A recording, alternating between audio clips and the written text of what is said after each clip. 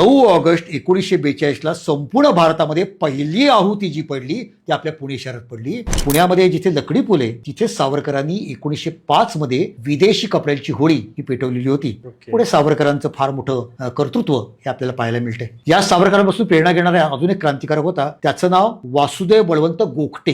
हा फर्ग्युसनचा विद्यार्थी होता. त्यावेळेला हॉटसन नावाचा अधिकारी होता. त्यांनी सोलापूरच्या 4 देशभक्तांना पुण्यामध्ये फाशी दिली. तर अतिशय राग निर्माण झाला होता त्याच्याबद्दल. तेव्हा या वासुदेव बळवंत गोखटे यांनी फर्ग्युसन कॉलेजच्या ग्रंथालयामध्ये त्याच्यावरती गोळी झाडली.